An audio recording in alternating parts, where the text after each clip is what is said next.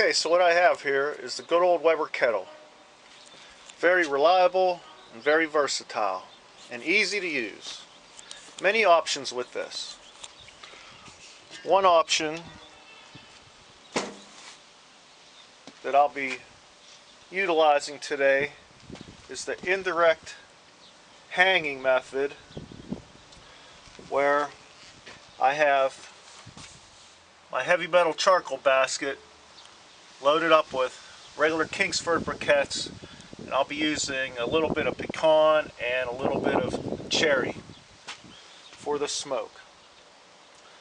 We'll be hanging ribs today, indirect method, using the Cajun Bandit Extension Rings and the Weber hanging rack. Okay, so inside here I have just a good old-fashioned roasting pan to catch the grease drippings. I'll light this corner of the heavy metal charcoal basket. It'll start slowly burning. I'm going to hang the ribs on this side. They won't be over top of the charcoal. My last video I did sort of a pit barrel cooker kind of style cook, where it was hanging directly over top of the charcoal, and what that does is the grease drips down, the moisture drips down and vaporizes, and it gives you that PBC UDS kind of flavor. We're going smoke, then char. Indirect, direct method. Okay, while I'm lighting the corner of the charcoal basket, I just want to mention that these Weber hanging racks were designed for use in the Weber Smoky Mountain. They come in the 22.5-inch version, that's what I'm using, and they also come in the 18-inch version for the Weber Smoky Mountain. Now my buddy Justin over at Baby Back Maniac, he showed you guys recently on how you put this hanging rack in the Weber Smoky Mountain and can use it for a direct PBC style cook. So basically, if you have a Weber Smoky Mountain and you buy one of these, there's really no need for you to get one of those style cookers, because you could do it all with what we already have. Okay, so what I have here is 2 racks of Baby Back's pork loin ribs. Cleaned them up, removed the back membrane, and give a nice coating, one with the Killer Hogs rub and one with JB's Hey Boy rub. Now the reason I chose these 2 rubs is because they both have a lot of sugar content to them. Now if you would use these kind of rubs hanging directly over the coals, I don't think that'd be a good idea. You're going to burn that sugar and you're going to get a bad bitter taste. Too much of a good thing. We're going indirect, so we should have no problem with any sugars burning. So that's why I'm going with these 2 rubs. Okay, the pit's coming up to temp. I'm going to give these a light spray of cold water. Cold water will make the smoke stick.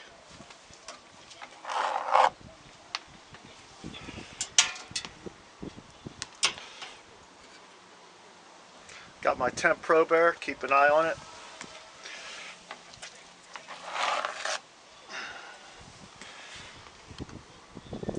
Smoke sticks to cold, wet meat. There they go. After 45 minutes, let's give it another quick spray. Make that smoke stick.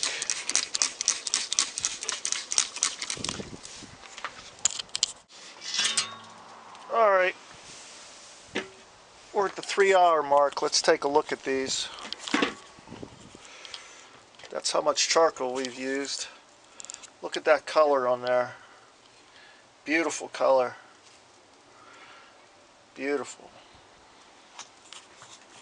That's the 3-hour mark. Maybe another hour hanging. Then maybe about, I don't know, only 15 minutes over top of the coals. We'll see. Alright, so after 4 hours, that's what we're looking like. I'm going to go with true PVC style. And I'm just going to take these ribs and I'm going to hang them right over those coals, just like that. I gotta hurry up. I gotta get this lid on. Gotta get this lid on. Turn the lid that way. Okay, so after 15 minutes hanging directly over the coals, as you can see, getting some grease dripping down, getting that vaporizing. So it's time to get these off. First I had the smoke on this side, now I got the char. This is what I was going for, and I think it worked pretty cool. So let's see what they look like when we get them inside and see what they taste like. Alright, so that's all the charcoal I got left in there. Decent amount yet. Probably a good third basket. So put the lid on, close the top vent, shut the bottom vent. Now I got charcoal left over. That's the Weber kettle. Wow, look at those. Look at the terrific color. Beautiful color on those. That's 4 hours hanging indirect, getting smoke, and then 15 minutes directly over top of the charcoal. You have the smoke and then you have the char. Perfect combination of flavors. Okay, so let's see what we got here. Let's cut them open. Wow, they sure look nice.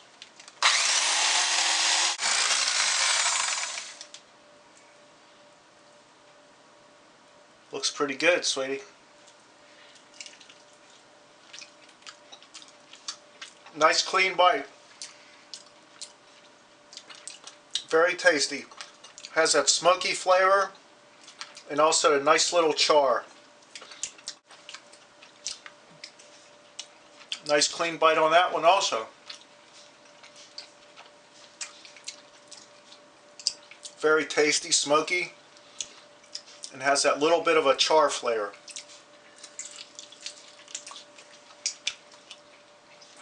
Very good. Excellent color on both of them.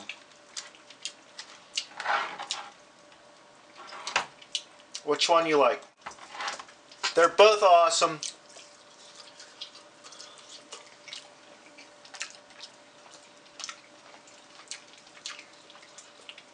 I just couldn't bring myself to adding any sauce to either one of these.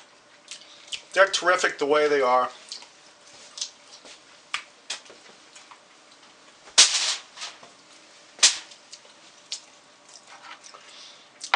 The smoke then char method is the way to go. I love it. It's the best of both worlds. Get that great combination. I'll be experimenting with this more in the future. So that's my experiment for today. The Smoke-n-Char method. Rock on!